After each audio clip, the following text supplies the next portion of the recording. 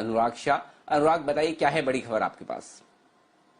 देखिए, ये yes bank से जुड़ी खबर है, जिसमें इंश्योरेंस रेगुलेटर आईआरडीए की तरफ से आरबीआई को चिट्ठी लिखी गई है। आरबीआई को कहा गया है कि जो यस बैंक के रिकंस्ट्रक्शन के वक्त जो 81 बॉन्ड्स थे जिसको राइट ऑफ किया गया था, तो वो जो है अब उसकी पूंजी लौटाई जाए, क्योंकि बैंक के अंदर उस स्थिति के मुकाबले काफी सुधार हुआ है, बैंक का रिवाइवल हो रहा है।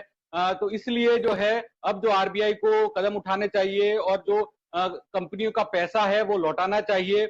इसके साथ साथ आईआरडीए ने अपनी चिट्ठी में ये भी कहा है कि अगर जो है बैंक जो है अभी पैसा नहीं लौटा सकती, तो एक टाइम फ्रेम तय कर लिया जाए, 5 साल तक का टाइम फ्रेम तय कर लिया जाए, जिसके अंदर जो है 81 बॉन्ड का जो है कंपनियों को पैसा दिया जाए। क्योंकि आईआरडीए का साफ साफ कहना है कि जो पैसा था ये 81 बॉन्ड का जो आरबीआई की तरफ से रिकंस्ट्रक्शन के वक्त पूरी तरह से राइट ऑफ किया गया, वो पॉलिसी होल्डर्स का था, ग्राहकों का था।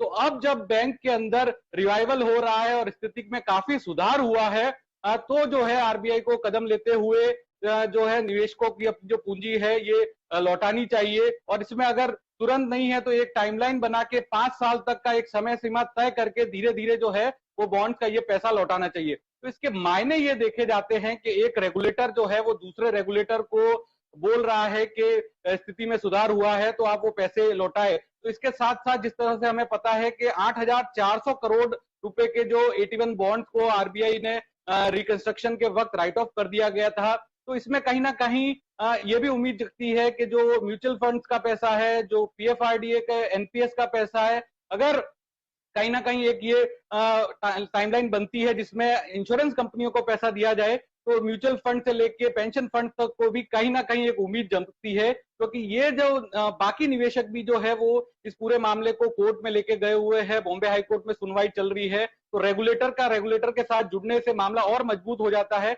इसमें साथ साथ आईआरडीए का ये भी मानना है कि हाल के दिनों में ऐसी कई सारी घटनाएं हुई है, चाहे डीएचएफएल का मामला हो, चाहे रिलायंस कैपिटल का मामला हो, या फिर अभी जस्ट जो भी हुआ है लक्ष्मी विलास बैंक का मामला, जहां पर जो है इंश्योरेंस कंपनियों ने काफी नुकसान लिया है। तो इन सब चीजों को देखते हुए कहीं ना कहीं जो है आरबीआई को एक सोचना होगा। और जब बैंक का रिवाइवल हो रहा है, स्थिति सुधर रही है, तो और बैंक ऐसी स्थिति में आ सकता है, तो एक टाइम फ्रेम बना के जो निवेशकों का पैसा है वो लौटाना चाहिए।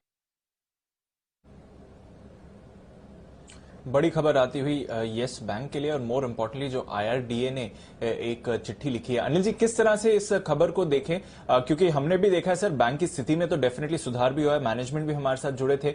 क्या आरबीआई इस पर मंजूरी देगा या फेवरेबली देखेगा इस खबर को सर?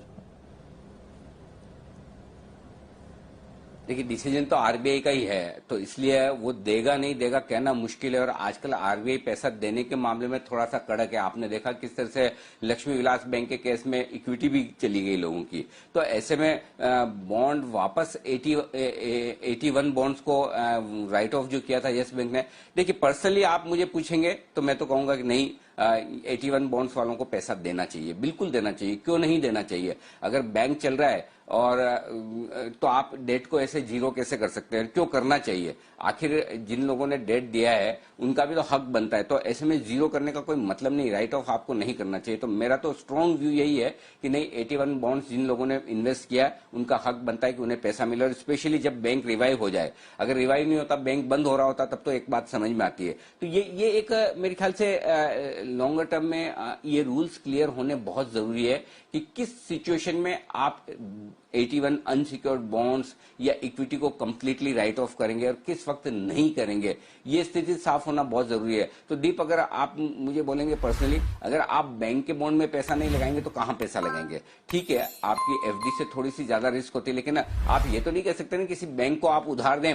और वो उधार आपका जीरो हो जाए। फिर तो अगर बैंक के जो कई सारे क्लाइंट्स हैं, कई सारे जो उनके कस्टमर्स है, वो एनपीए करके जीरो करके भाग जाते हैं, तो फिर वो और बैंक में क्या फर्क रहा? तो मेरा बहुत स्ट्रांगली मानना है कि इस तरह के बॉन्ड्स को जीरो नहीं करना चाहिए, राइट ऑफ नहीं करना चाहिए। और जिन लोगों ने ये बॉन्ड्स खरीदे उनका पूरा हक बनता है, आज नहीं तो कल, जब भी किसी भी बैंक की सिचुएशन हो, चाहे वो यस बैंक हो, चाहे लक्ष्मी विलास बैंक हो, चाहे पीएमसी हो, चाहे XYZ बैंक हो, लेकिन इस पर एकदम आप जीरो कर दें, ये तो ठीक नहीं है। कहने के लिए आप कह सकते हैं कि ये तो रिस्की बॉन्ड है, जब आप पैसा लगाते हैं तो आपको पता होना चाहिए। बिल्कुल है, रिस्की बॉन्ड है।